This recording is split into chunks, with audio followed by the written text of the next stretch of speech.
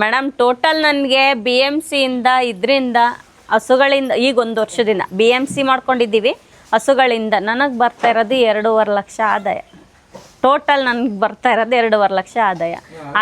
ಅದರಲ್ಲಿ ನನ್ನ ದಿನಕ್ಕೆ ಖರ್ಚು ಒಂದು ಹಸುಗೆ ಕಡಿಮೆ ಅಂದರೆ ಒಂದು 35 kg ಮೇವು ಎಲ್ಲ ಥರ ಸರಾಸರಿ ವರ್ಷ ಪೂರ್ತಿ ನಾನು ದುಡಿತೀನಿ ಅಂದರು ಅರ್ಧ ಖರ್ಚು ಮಾಡಿ ಅರ್ಧ ಉಳಿಸ್ತೀನಿ.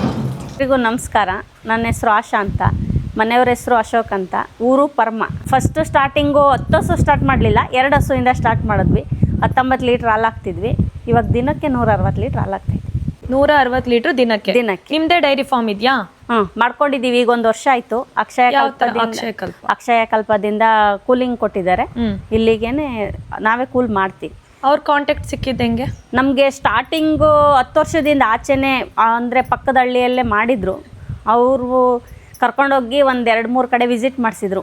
ನೋಡಿ ಹಿಂಗೆ ಫ್ರೀಯಾಗಿದ್ದರೆ ಹಸುಗಳನ್ನ 10 ಹಸುಗಳನ್ನ ಮೇಂಟೈನ್ ಮಾಡ್ಬೋದು, ಗಂಡ ಹೆಂಡ್ತಿ ಅಂತೀರ ಮಾಡ್ಬೋದು ಮಾಡಿ ಅಂತ ಹೇಳಿದರು. ಒಂದು 2-3 ಕಡೆ ನೋಡ್ಕೊಂಡು ಬಂದ್ವಿ. ಯಾಕೋ ಚೆನ್ನಾಗಿತ್ತು. ಬೇರೆ ಕಡೆ ಎಲ್ಲ ನೋಡಿದ್ಮೇಲೆ ಮಾಡ್ಬೋದು ನಾವೇ ಅನ್ನಿಸ್ತು. ಹಂಗಾಗಿ ಸ್ಟಾರ್ಟ್ ಮಾಡಿದ್ದೀವಿ. ನಮ್ಮ ಸಿಂಪಲ್ಲಾಗಿ ಮಾಡ್ಕೊಂಡಿದ್ದೀವಿ. 2 ಹಸುವಿಂದ. ಫಸ್ಟ್ ಶೆಡ್ಡು ಆ ಕಡೆ ಸೈಡ್ ಇತ್ತು. ಎಷ್ಟಕ್ಕೆ ತಂದಿದ್ರಿ? ಎಲ್ಲಿಂದ? ಅಂದರೆ ಇಲ್ಲೇ ಲೋಕಲಲ್ಲಿ ಒಂದು 25,000ಕ್ಕೆ ಒಂದು ಹಸು ತೊಗೊಬಂದಿದ್ರು. ಅದರಿಂದ ಕರುಗಳಾದವು. ಕರುಗಳಾದಮೇಲೆ ಒಂದು 2-3 ಮಾಡ್ಕೊಂಡು ಲೋಕಲಲ್ಲಿ ಇಲ್ಲೇ ಅಕ್ಕಪಕ್ಕದಲ್ಲಿ ಒಂದು 50,000-60,000ಕ್ಕೆಲ್ಲ ತಗೊಬಂದ್ವಿ. ಮತ್ತು ಹಸುಗಳು ತರೋದಕ್ಕಿಂತ ಮನೇಲೆ ಕರುಗಳನ್ನ ಮೇಂಟೈನ್ ಮಾಡೋದೇ ಬೆಸ್ಟ್ ಅನ್ನಿಸ್ತು. ಯಾಕಂದರೆ ಹಸುಗಳನ್ನ ತಂದಾಗ ಹಾಲು ಕೊಡುತ್ತಾ ಇಲ್ವಾ ಗೊತ್ತಾಗಲ್ಲ, ಮತ್ತು ಅದಕ್ಕೆ ಹುಷಾರಿದ್ಯಾ ಚೆನ್ನಾಗಿದ್ಯಾ ಅದು ಗೊತ್ತಾಗಲ್ಲ. ಇವಾಗೇನಪ್ಪ ಅಂತಂದರೆ ನಮ್ಮ ಮನೇಲೇ ಹುಟ್ಟಿರೋ ಕರುಗಳು ಹೆಂಗೆ ಬೇಕಾದರೂ ಬೆಳವಣಿಗೆ ನೋಡ್ಕೋಬೋದು. ಒಂದು ಸ್ವಲ್ಪ ಹುಷಾರಿಲ್ಲ ಅಂದ್ರೂ ಏನೋ ಆಗಿದೆ ಅಂತ ಗೊತ್ತಾಗ್ಬಿಡುತ್ತೆ. ಹಾಗಾಗಿ ಕರುಗಳನ್ನ ಮೇಂಟೈನ್ ಮಾಡಿಕೊಂಡ್ರೆ ಬೆಸ್ಟ್ ಅಂತ ನಾವು ಒಟ್ಟಿನಲ್ಲಿ ಇಲ್ಲಿರೋ ಹಸುಗಳಲ್ಲೆಲ್ಲ ನಾವು ಹೊರಗಡೆಯಿಂದ ತಂದಿರೋ ಯಾವ ಇಲ್ಲ, ಎಲ್ಲ ಮನೆಯವೇ. ಸರಿ ಮೇಡಮ್, ಮೊದಲಿಗೆ ಇದೆಲ್ಲ ಫಾರ್ಮ್ ಎಲ್ಲ ಮಾಡೋಕ್ಕೆ ಎಷ್ಟು ಖರ್ಚಾಯಿತು? ಮೇಡಮ್ ಒಂದು 3 ಲಕ್ಷ ಆಗಿದೆ. ಫಸ್ಟು ಸ್ಟಾರ್ಟಿಂಗ್ ಚಿಕ್ಕದಾಗಿ ಮಾಡ್ಕೊಂಡಿದ್ವಿ. ಇವಾಗ ಹಸುಗಳು ಜಾಸ್ತಿ ಆಯ್ತಲ್ಲ, ಹಂಗಾಗಿ ದೊಡ್ಡದಾಗಿ ಮಾಡ್ಕೋಬೇಕಂತ ಮಾಡಿದ್ವಿ. ಪ್ಲ್ಯಾನಿಂಗ್ ಎಲ್ಲ ಅಕ್ಷಯ ಕಲ್ಪದವ್ರದ್ದೇ ಪ್ಲ್ಯಾನಿಂಗು. ಅವ್ರೇನಾದ್ರೂ ಇನ್ವೆಸ್ಟ್ ಮಾಡ್ತಾರಾ ಅಥವಾ ನೀವೇ ಫುಲ್? ಇಲ್ಲ ನಮ್ಮದೇ ಎಲ್ಲ. ಅವ್ರ ಪಾತ್ರ ಏನು ಇಲ್ಲಿ? ಅವ್ರದ್ದಂತಂದ್ರೆ ಅಂದರೆ ನಾವು ಅವ್ರಿಗೆ ಕಂಪ್ನಿಗೆ ಹಾಲು ಕೊಡೋದ್ರಿಂದ ನಮಗೆ ಬೆನಿಫಿಟ್ ಏನಂದರೆ ಮನೆ ಬಾಗಿಲಿಗೆ ಬಂದು ಹಾಲು ತೊಗೊಂಡೋಗ್ತಾರೆ. ಓಕೆ. ಮತ್ತು ಡಾಕ್ಟ್ರು ಫೆಸಿಲಿಟಿ ಇದೆ. ಯಾವ ಟೈಮಲ್ಲಿ ಹೇಳಿದ್ರು ಡಾಕ್ಟ್ರುಗಳು ಬರ್ತಾರೆ. ಮತ್ತು ಮೇವನ್ನ ನಾವೇ ಸ್ವಂತವಾಗಿ ಬೆಳ್ಕೊಂಡು ಮೇವನ್ನ ನಾವೇ ಸ್ವಂತವಾಗಿ ಬೆಳ್ಕೊಂಡು ಮೇಂಟೈನ್ ಮಾಡ್ಬೋದು. ಹೊರಗಡೆಯಿಂದ ಮೇವು ತರೋದ್ಕಿಂತ ಬೆಳೆಯೋದೇ ಮಾಡಿದ್ರೆ ಖರ್ಚು ಕಮ್ಮಿ ಆಗುತ್ತೆ ಅನ್ನೋ ಇದು ಚೆನ್ನಾಗಿ ಹೇಳ್ಕೊಡ್ರೆ. ಮತ್ತು ಟ್ರೈನಿಂಗು ಎಲ್ಲರೂ ಹೇಳ್ತಾರೆ ಹೈನುಗಾರಿಕೆಯಲ್ಲಿ ಲಾಸು ಕಷ್ಟ ಅಂತ. ಅಕ್ಷಯ ಕಲ್ಪದವ್ರು ಹೇಳ್ತಾರೆ ನೀವು ಹೈನುಗಾರಿಕೆ ಮಾಡಿದ್ರೆ ಅದರಷ್ಟು ಈಸಿ ಕೆಲಸ ಯಾವುದೂ ಇಲ್ಲ ಅಂತ. ಅದು ನಿಜ. ಯಾಕಂದ್ರೆ ನಮ್ಗೆ ಅನುಭವ ಆಗಿದೆ. 10 ವರ್ಷದಿಂದ ಹಾಲು ಕೊಡ್ತಾ ಇರೋದ್ರಿಂದ. ಇದರಿಂದ ನಿಮ್ಗೇನು ಪ್ರಾಬ್ಲಮ್ ಇಲ್ವಾ? ಹೆಲ್ತ್ ಪ್ರಾಬ್ಲಮ್ ಅದೆಲ್ಲ ಏನು? ಖಂಡಿತ ಇಲ್ಲ ಮೇಡಮ್. ಅಂದರೆ ನಮ್ಮಲ್ಲಿ ಏನಂತಾರೆ, ಹಸುಗಳನ್ನ ಬೆಳಗ್ಗೆ ಎದ್ದ ತಕ್ಷಣ ಮುಟ್ಟಿದ್ರೆ BP ಶುಗರ್ ಇದ್ದರೆ ಕಂಟ್ರೋಲ್ ಬರುತ್ತೆ ಅಂತ. ಹೀಟ್ ಆಗುತ್ತೆ ಅಂತನೂ ಅಂತಾರಲ್ಲ, ಅದು ಆ ಥರ ಏನು ಅನಿಸಿಲ್ಲ. ಯಾಕಂದರೆ ನಾವು ಬೆಳಗ್ಗೆ ಸಂಜೆವರೆಗೂ ಹಸುಗಳೇ ಇರಲ್ಲ. ಬೆಳಗ್ಗೆ 2 ಅವರ್ ಇರ್ತೀವಿ, ಸಂಜೆ 2 ಅವರ್ ಇರ್ತೀವಿ. ಓಕೆ. ಬೆಳಗ್ಗೆ 2 ಅವರ್, ಸಂಜೆ 2 ಅವರ್ ಅಷ್ಟೇ. ಹಾಲು ಕರಿಯೋ ಟೈಮಲ್ಲಿ ಮೇವ್ ಹಾಕೋ ಟೈಮ್. ಮೇವೇನೇನು ಹಾಕ್ತೀರಾ ಮೇಡಮ್? ಮೇವ್ ಅಂದ್ರೆ ಜೋಳದ್ದು, ಅಂದ್ರೆ ಸೈಲೇಜ್ ಮಾಡ್ಕೋತೀವಿ ನಾವೇನೆ. ನೇಪಿಯರ್ ಬೆಳ್ಕೊಂಡಿದೀವಿ. ಮತ್ತೆ ಸಾಸಿವೆ ಹಿಂಡಿ, ನುಚ್ಚು, ಮತ್ತೆ ಅಕ್ಷಯ ಕಲ್ಪದಿಂದ ಪ್ರೋಮಿನ್ ಗೋಲ್ಡ್ ಅಂತ ಕೊಡ್ತಾರೆ. ಅದಷ್ಟೇ ಹಾಕ್ತಿವಿ. ಅದಕ್ಕೆಲ್ಲ ದುಡ್ಡು ತಗೊಂಡೇ ಕೊಡ್ತಾರ ಅವರು? ಅದೆಲ್ಲ ಇಲ್ಲ, ಅದು ಅಮೌಂಟ್ ಕೆಜಿಗೆ 41 ರೂಪಾಯಿ ಬೀಳುತ್ತೆ. ಅದೆಲ್ಲ ಅವ್ರು. ನೀವು ಮೇವೆಲ್ಲ ನೀವೇ ಬೆಳ್ಕತ್ತೀರಾ? ಜಮೀನು ಆಯ್ತಾ ನಿಮ್ದು? 1 ಎಕರೆ ಜಮೀನು. 1 ಎಕರೆಲಿ ನೀವು ಎಲ್ಲಾ ತರ ಮೇವಿನ ಬೆಳೆಗಳು ಮಾತ್ರ ಬೆಳ್ಕೊತೀವಿ, ಬೇರೆ ಏನೂ ಇಲ್ಲ? ಬೇರೆ ಏನಿಲ್ಲ. ಅದೇ ಮೇವಿನ ಬೆಳೆ ತೆಂಗಿದೆ. ತೆಂಗೊಳಗಡೆ ನೇಪಿಯರ್ ಹಾಕಿದೀವಿ. ತೆಂಗೊಳಗಡೆ ನೇಪಿಯರ್ ಹಾಕಿದೀವಿ. ತೆಂಗು ಪಡಿಗೆ ತೆಂಗು ಬರುತ್ತೆ. ಅಂದ್ರೆ ನೇಪಿಯರ್ ಹಾಕಿದ್ರೆ ಹಾಳಾಗುತ್ತೆ ಅಂತಾರೆ. ಆ ಥರ ಏನಿಲ್ಲ, ಚೆನ್ನಾಗಿದೆ. ಹಬ್ಬ ಹುಣ್ಮೆಗಳಲ್ಲಿ ಅಷ್ಟೇ ಹಸುಗಳು ಮೈ ತೊಳೆಯೋದು, ಯಾವಾಗ್ಲೂ ತೊಳೆಯಲ್ಲ. ಮತ್ತೆ ಕೊಟ್ಟಿಗೆನ ಬೆಳಗ್ಗೆ ಸಂಜೆ ಕ್ಲೀನ್ ಮಾಡ್ಕೋತೀವಿ. ಸಗಣಿ ಅಂದ್ರೆ ಮಲ್ಗಲ್ಲ, ಕಟ್ಟಲ್ಲ, ಫ್ರೀಯಾಗಿ ಬಿಡೋದ್ರಿಂದ ಸಗಣಿ ಮೇಲೆ ಮಲ್ಗಲ್ಲ. ಮತ್ತೆ ಕೆಸಲು ಬಾವು ಆದ್ರೂ ಮನೆಯಲ್ಲೇ ಕೈ ಔಷಧಿ ಮಾಡ್ಕೋತೀವಿ. ಹೊರಗಡೆಯಿಂದ ಅಂತ ಜಾಸ್ತಿ ಮೆಡಿಷನ್ ಏನ್ ತರಲ್ಲ. ಲೋಳ್ಸರ, ನಿಂಬೆಹಣ್ಣು, ಮೊಟ್ಟೆ, ಮತ್ತೆ ಸುಣ್ಣ, ಅರಶಿನ ಪುಡಿ ಇಷ್ಟನ್ನ ರುಬ್ಬಿ ಪೇಸ್ಟ್ ಮಾಡಿ ಹಚ್ಚುತ್ತೀವಿ. ಒಂದು ದಿನಕ್ಕೆ 2 ಟೈಮ್ ಹಚ್ತೀನಿ. ಮತ್ತೆ ಅದು ಅಷ್ಟೊಂದೇನು ಇದಾಗಲ್ಲ, ಹುಷಾರಾಗುತ್ತೆ. ಅದು ಮೀರಿ ಜಾಸ್ತಿ ಇದುವರೆಗೆ ಆಗಿಲ್ಲ. ಆ ಥರ ಏನಾರು ಜಾಸ್ತಿ ಆಯಿತು ಅಂದರೆ ಡಾಕ್ಟ್ರು ಬರ್ತಾರೆ ಅಕ್ಷಯಕಲ್ಪದಿಂದನೇ. ಆ ಥರ ಏನಾದ್ರು ಜಾಸ್ತಿ ಆಗಿದೆಯಾ ಏನು? ಆ ಥರ ಏನು ಆಗಿಲ್ಲ ಮೇಡಮ್, ನಿಮಗೆ ಆ ಥರ ಪ್ರಾಬ್ಲಮ್ ಏನು ಬಂದಿಲ್ಲ. ಯಾಕಂದರೆ ನಾವು ಕಟ್ಟಲ್ವಲ್ಲ, ಫ್ರೀಯಾಗಿ ಬಿಡೋದ್ರಿಂದ ಸಗಣಿ ಮೇಲೆ ಮಲ್ಗಲ್ಲ. ನಾವು ತೊಳೆದಾಗಲೇ ಒಂದು 6 ತಿಂಗಳಾಗಿದೆ, ಗಲೀಜೇನು ಆಗಿಲ್ಲ. ಯಾಕಂದರೆ ಇಲ್ಲಿ ನೋಡಿದ್ರೆ ಕಾಣಿಸುತ್ತಲ್ವಾ, ಗಲೀಜೇನು ಆಗಿಲ್ಲ. ಹೌದೌದು, ಎಲ್ಲ ಚೆನ್ನಾಗೇ ಇದಾವೆ. ಆ ಕೆಲವೊಂದೆಲ್ಲ ತೊಪ್ಪೆ ಎಲ್ಲ ಅಲ್ಲಲ್ಲೇ ಬಿದ್ದು, ಯಾಕಂದ್ರೆ ನಿಮ್ದು ಜಾಗ ಎಲ್ಲ ಸ್ವಲ್ಪ ವಿಶಾಲವಾಗಿರೋದ್ರಿಂದ ಆ ತರ ಪ್ರಾಬ್ಲಮ್ಸ್ ಆಗಿಲ್ಲ ಅಂತ ಅನ್ಸುತ್ತೆ. ಒಟ್ಟೊಟ್ಟಿಗೆ ಒಂದೇ ಒತ್ತೊತ್ತಿಗೆ ಇದ್ದಿದ್ರೆ ಸ್ವಲ್ಪ ಪ್ರಾಬ್ಲಮ್ ಆಗಿರೋದು. ಅಂದ್ರೆ ನಮ್ಮ ಈ ಇರೋ ಹಸುಗಳಿಗೆ ಪೆಡಕ್ ಕಡಿಮೆ ಅಂತಾನೆ ಅಂತಾರೆ. ಹೌದಾ? ಅಂದ್ರೆ ನಮಗ್ ಜಾಗ ಇರೋದಿಷ್ಟೇ, ಹಂಗಾಗಿ ಇಷ್ಟ್ರಲ್ಲಿ ಗಲೀಜ್ ಆಗಲ್ಲ.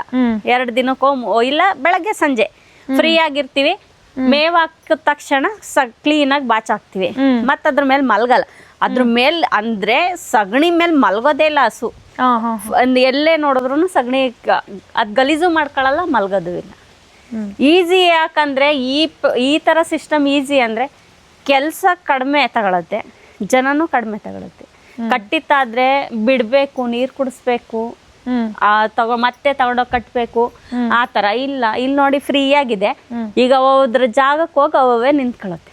ಯಾಕಂದ್ರೆ ಅವು ಫಿಕ್ಸ್ ಆಗ್ಬಿಟ್ಟಿದ್ದೇವೆ, ಇದೇ ಜಾಗ ನಂದು ಅಂತ. ಅವೇ ಹೋಗೋಗಿ ನಿಲ್ಲುತ್ತೆ. ಟಲ್ಲು, ಶೆಡ್ಡು, ಪೆಡಾಕು ಎಲ್ಲ ಸೇರಿ 2 ಕುಂಟೆಲ್ ಮಾಡ್ಕೊಂಡಿದೀವಿ. 2 ಕುಂಟೆ? 2 ಕುಂಟೆಲ್ ಮಾಡ್ಕೊಂಡಿದೀವಿ.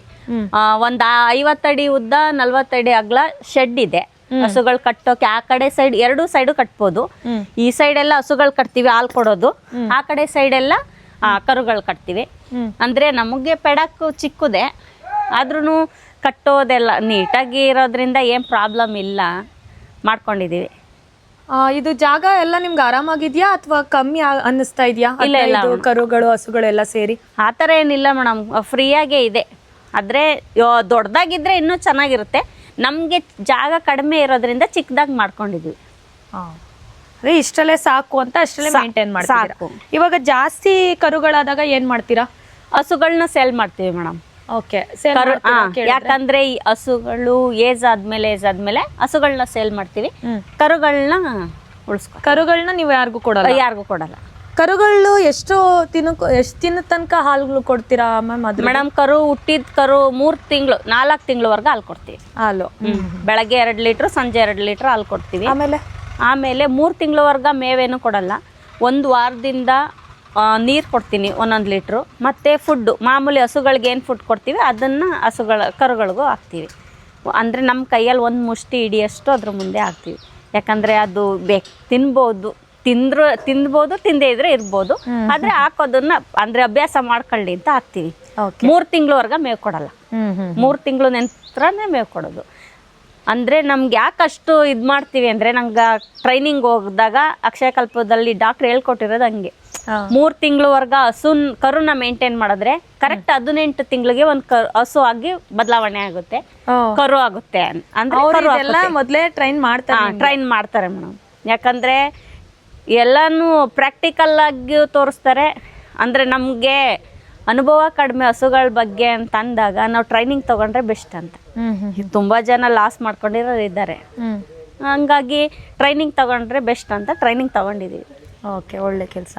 ಅಂದ್ರೆ ಈ ತರ ಇದ್ರೇನೆ ಏನು ಆಗಲ್ಲ. ಇದು ಅಷ್ಟೊಂದು ತೇವಾಂಶ ಇರಲ್ವಲ್ಲ, ಡ್ರೈ ಇರುತ್ತಲ್ಲ, ಮಲ್ಗಿರುತ್ತೆ. ಮತ್ತೆ ಸಗಣಿ ತೆಗ್ದು ಅಲ್ಲಿಗೆ ಹಾಕ್ತೀವಿ. ವರ್ಷಕ್ಕೊಂದ್ಸಲ ಮಾರ್ಕೋತೀವಿ. ಮತ್ತೆ ನಮ್ಮ ಜಮೀನ್ಗೆ ಎಷ್ಟು ಬೇಕಷ್ಟು ಬಳಸ್ಕೊತೀವಿ, ಉಳ್ದಿದ್ದನ್ನು ಮಾರ್ತೀವಿ. ನಂಗೆ ಸಗಣಿಯಿಂದನೇ ವರ್ಷಕ್ಕೆ 1 ಲಕ್ಷ ಲಾಭ.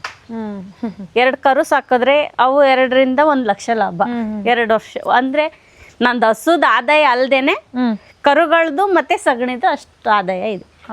ಏನ್ ಮಾಡ್ತಿದ್ವಿ ಅಂತಂದ್ರೆ, ಹಸುಗಳನ್ನ ನಾವು ಕಟ್ತಿದ್ವಿ, ಅಲ್ಲೇ ಕಟ್ಟಿ ಹಾಕೇ ಕೆಲಸ ಮಾಡ್ತಿದ್ವಿ. ಇವಾಗ ಹೆಂಗ್ ಮಾಡ್ತಿದ್ವಿ, ಫ್ರೀಯಾಗಿ ಬಿಟ್ಟು ಕೆಲಸ ಮಾಡ್ತೀವಿ. ಕಟ್ಟೋದ್ರೆ ಹೆಂಗೆ ಅಂದರೆ 2 ಹಸು 3 ಹಸು ಸಾಕಪ್ಪ ಅನ್ನೋಷ್ಟು ಜೀವನ. ಯಾಕಂದರೆ ಸಗಣಿ ಬಾಚಬೇಕು, ಅಲ್ಲೇ ಮಲಗಿರ್ತದೆ. ಡೈಲಿ ಬೆಳಗ್ಗೆ ಸಂಜೆ ಮೈ ತೊಳಿಬೇಕು. ಹಾಲು ಕರಿಬೇಕಾದ್ರಂತೂ ಮೈ ತೊಳೆದೇ ಹಾಲು ಕರಿಬೇಕು. ಇವಾಗ ಹಂಗಿಲ್ಲ, ಕೆಚ್ಚಲು ತೊಳಿತೀವಿ, ಬಟ್ಟೆ ತಗೊಂಡು ಒರೆಸ್ಬಿಟ್ಟು ಹಾಲು ಕರ್ಕೊತೀವಿ. ಯಾಕಂದರೆ ಈ ಸಿಸ್ಟಮ್ ಮಾಡೋದ್ರಿಂದ ಕೆಲಸನೂ ಕಡಿಮೆ ಮತ್ತು ಟೈಮು ಸೇವ್ ಆಗುತ್ತೆ. ಇಲ್ಲ ಅಂತಂದರೆ ಟೈಮು ವೇಸ್ಟು, 3 ಜನ 4 ಜನ ಬೇಕು. ಯಾಕಂದರೆ ಹಸು ತೊಳೆದೊಬ್ರು ಬೇಕು, ಒಬ್ರು ಕ್ಲೀನ್ ಮಾಡೋಕ್ಕೊಬ್ರು ಬೇಕು, ಹಾಲು ಕರಿಯೋಕ್ಕೊಬ್ರು ಬೇಕು. ಇವಾಗ ಹಂಗಿಲ್ಲ, ಗಂಡ ಹೆಂಡತಿ ಇಬ್ಬರೇ ಮಾಡ್ಕೋತೀವಿ. 2 ಹಸು ಸಾಕೋತ 15 ಹಸು ಸಾಕ್ಬೋದು.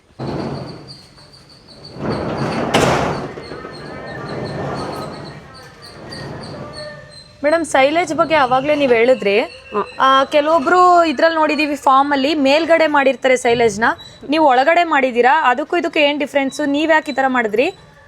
ಅದರಿಂದ ಏನು ಯೂಸಸ್, ಇದರಿಂದ ಏನು ಯೂಸಸ್ ಅಂತ ಸ್ವಲ್ಪ. ಮೇಡಮ್ ಇದನ್ನ ಏನಕ್ಕೆ ಮಾಡ್ಕೊಂಡಿದ್ದೀವಿ ಅಂತಂದರೆ ನಮಗೆ ಜಾಗ ಕಡಿಮೆ ಇದೆ, ಹಂಗಾಗಿ ನಾವು ಬಂಕ್ ಮಾಡ್ಕೊಂಡಿದ್ದೀವಿ. ಜಾಗ ಜಾಸ್ತಿ ಇದ್ದಿದ್ರೆ ಮೇಲ್ಗಡೆನೆ ಮಾಡ್ತಿದ್ವಿ. ಜಾಗ ಕಡಿಮೆ ಇರೋದ್ರಿಂದ ಒಂದೊಂದು 2 ಗುಂಡಿ ಮಾಡ್ಕೊಂಡಿದ್ದೀವಿ. 2ರಿಂದ ಒಂದು 20 ಟನ್, ಇದೊಂದು 20 ಟನ್, ಅದೊಂದು 20 ಟನ್ ಹಿಡಿಯುತ್ತೆ. ಒಂದು 3 ತಿಂಗಳು ಬರುತ್ತೆ.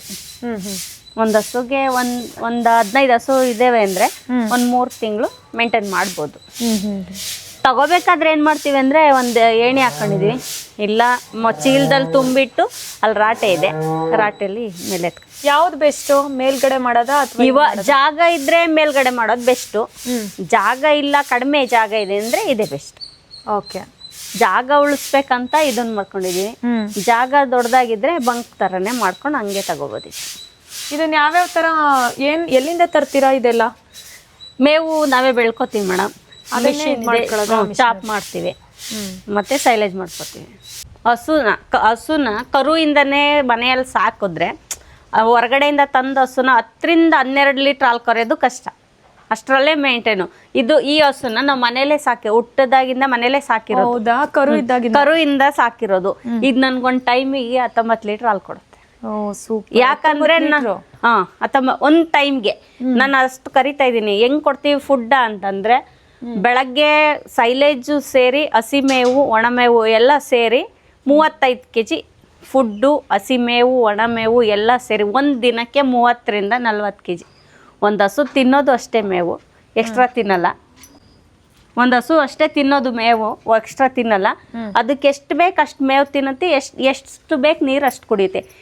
ಯಾಕಪ್ಪ ಹಸು ಹಾಲು ಅಷ್ಟೊಂದು ಕೊಡ್ತೆ ಅಂದರೆ, ಕಟ್ಟಾಕಿದ್ರು ಕೊಡಲ್ವಾ, ಬಿಟ್ಟರೆ ಕೊಡಲ್ವಾ? ಅದಕ್ಕೂ ಇದಕ್ಕೂ ಏನು ವ್ಯತ್ಯಾಸ ಅಂದರೆ, ಕಟ್ಟಿದ್ರೆ ಅದೆಷ್ಟು ನಾವು ನೀರು ಕುಡಿಸ್ತಾ ಕುಡಿಯುತ್ತೆ, ಬಿಟ್ಟರೆ ಅದಕ್ಕೆ ಯಾವಾಗ ಬೇಕು, ಯಾವಾಗ ಬಾಯಾರುತ್ತೆ ಅವಾಗ ನೀರು ಕುಡಿಯುತ್ತೆ. ಅದಕ್ಕೆ ಫ್ರೀಯಾಗಿ ಬಿಡಬೇಕು.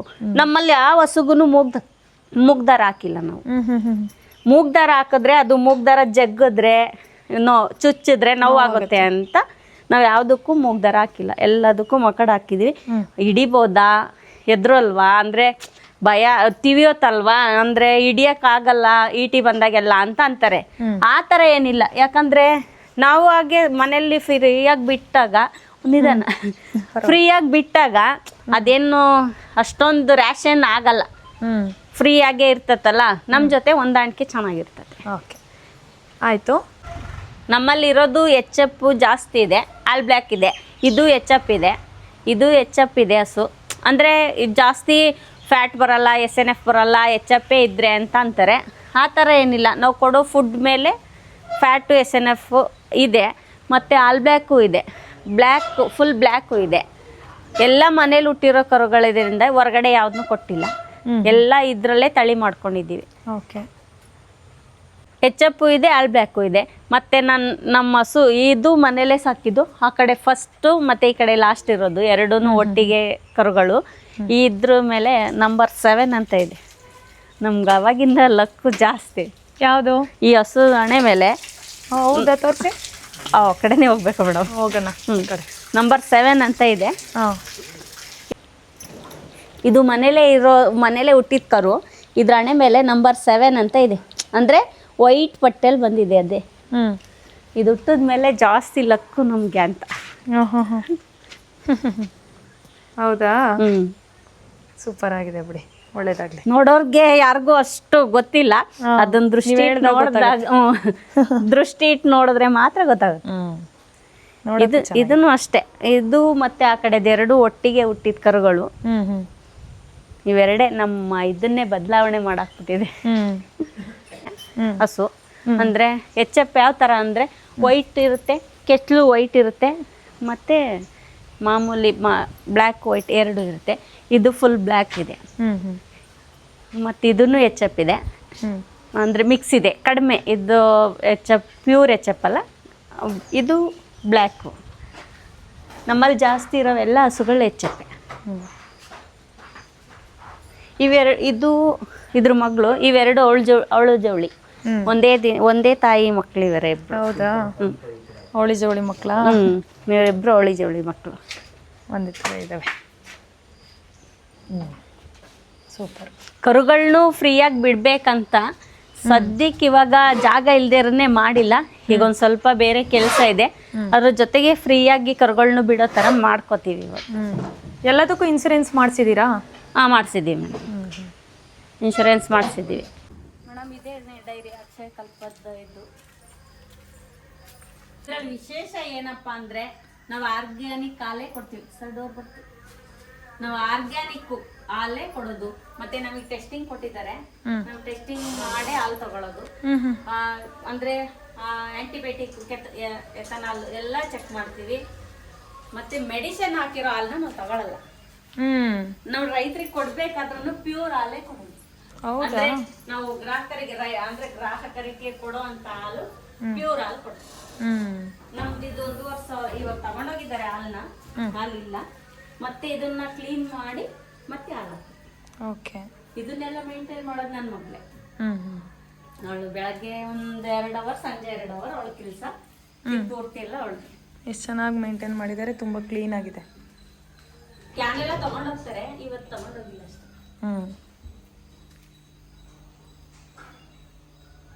ಸೂಪರ್ ಆಗಿದೆ. ಈ ಥರ ಎಲ್ಲ ಮಾಡಬೇಕಾ? ಬೇಕಂದ್ರೆ ಮಾಡ್ಕೋಬಹುದು. ನನ್ನ ಕೂಲ್ ಮಾಡಿ ಕಳಿಸೋದಕ್ಕೆ ದಿನಕ್ಕೆ 1 ರೂಪಾಯಿ, ಲೀಟ್ರಿಗೆ 1 ರೂಪಾಯಿ ಕೊಡ್ತಾರೆ ಎಕ್ಸ್ಟ್ರಾ. ನಮ್ಮ ಹಾಲಿಂದ ಪೇಮೆಂಟ್ ಅಲ್ಲದೇನೆ. ಇವಾಗ 1 ಲೀಟ್ರಿಗೆ ಎಷ್ಟು ಕೊಡ್ತವ್ರ ಪೇಮೆಂಟ್? ನನಗೆ 40 ರೂಪಾಯಿ, 41 ರೂಪಾಯಿವರೆಗೆ ಸಿಗುತ್ತೆ ಲೀಟ್ರಿಗೆ. ಇದು ಎಕ್ಸ್ಟ್ರಾ ಅಮೌಂಟ್. ಈ ತರ ಎಲ್ಲ ಮಾಡೋದಕ್ಕೆ, ಇದನ್ನ ಮಾಡೋದಕ್ಕೆ ಇದಕ್ಕೆ 2 ಲಕ್ಷ ನಾವು ಡೌನ್ ಪೇಮೆಂಟ್ ಕಟ್ಟಿದೀವಿ. ಉಳಿದಿದ್ದನ್ನ ಲೋನ್ ಹಾಕೊಟ್ಟಿದ್ದಾರೆ. ಲೋನ್ ಅಲ್ಲಿ ಅಮೌಂಟ್ ಕಟ್ ಮಾಡ್ಕೊತಾರೆ ತಿಂಗಳಿಗೆ. 10 ದಿನ ಇದನ್ನು 10 ದಿನಕ್ಕೊಂದ್ಸಲ ಪೇಮೆಂಟ್ ಕೊಡ್ತಾರೆ. ಸರಿ, ಚೆನ್ನಾಗಿದೆ. ಹಸು ಸಾಕಾಣಿಕೆಯಲ್ಲಿ ಯಾವ ರೀತಿ ಸಮಸ್ಯೆ ಆಗ್ಬೋದು ರೈತರಿಗೆ? ಮೇಡಮ್, ಹಸು ಸಾಕೋದ್ರೆ ಮಾಡಕ್ಕಾಗಲ್ಲ ಅಂತ ಯಾಕೆ ಅನ್ಸುತ್ತೆ, ಮತ್ತೆ ಮಾಡ್ಬೋದು ಅಂತ ಯಾಕೆ ಅನ್ಸುತ್ತೆ ಅಂತ? ಮೇವು ಬೆಳ್ಕೊಳ್ಳಿಲ್ಲ ಅಂದ್ರೆ ಸಮಸ್ಯೆ ಆಗುತ್ತೆ, ಮತ್ತೆ ಸೈಲೇಜ್ ಮಾಡ್ಕೊಳ್ಳಿಲ್ಲ ಅಂದ್ರೆ ಸಮಸ್ಯೆ ಆಗುತ್ತೆ. ಮೇವು ನೀರು 2 ಇದ್ರೆ ಹಸು ಸಾಕೋಕೆ ಬೆಸ್ಟ್ ಅಂತ. ಆಮೇಲೆ ಮಾಡೋರೊಬ್ರು ಮಾಡೋರು ಇರ್ಬೇಕು. ಅಂದ್ರೆ ಈಗ ಹಸು ಕಟ್ಟಿದೀನಿ ಅಂತ ನಾವು ಲೇಬರ್ ಮೇಲೆ ಬಿಡಬಾರ್ದು.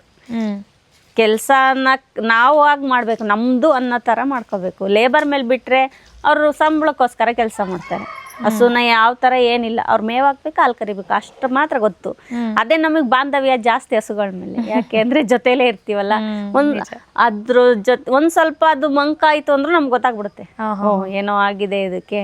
ಯಾಕಂದ್ರೆ ಮಕ್ಳ ತರ ನೋಡ್ಕೋತೀವಿ ನಾವಾದ್ರೆ. ಹೌದು. ಲೇಬರ್ ಆದ್ರೆ ಅವರು ಕೆಲಸ, ಅವ್ರದ್ದೇನು ಹಾಲು ಕರಿಬೇಕು, ಮೇವ್ ಹಾಕ್ಬೇಕು, ಅಷ್ಟ್ರಲ್ಲಿ ಇರ್ತಾರೆ. ನಮ್ಗೆ ಹಂಗಲ್ಲ.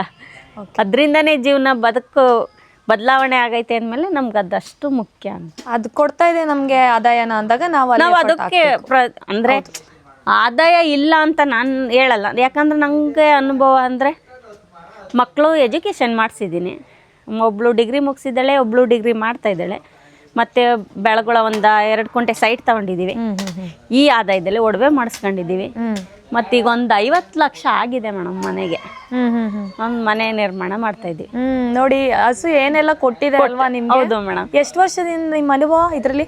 ಎಷ್ಟು ವರ್ಷ? 10 ವರ್ಷ. 10 ವರ್ಷ ಆಯ್ತು. 10 ವರ್ಷ ಆಯ್ತು. 10 ವರ್ಷದಲ್ಲಿ ಇಷ್ಟೋ ಎಲ್ಲ ಸಂಪಾದನೆ ಮಾಡಿದ್ವಿ. ನಮ್ಮಲ್ಲಿ ನಾನು ಕೆಲ್ಸಕ್ಕೆ ಹೋಗ್ತಿದ್ದೆ, ಮನೆಯವರು ಹೊರಗಡೆ ಅವರು ಕೆಲ್ಸಕ್ಕೆ ಹೋಗ್ತಿದ್ರು.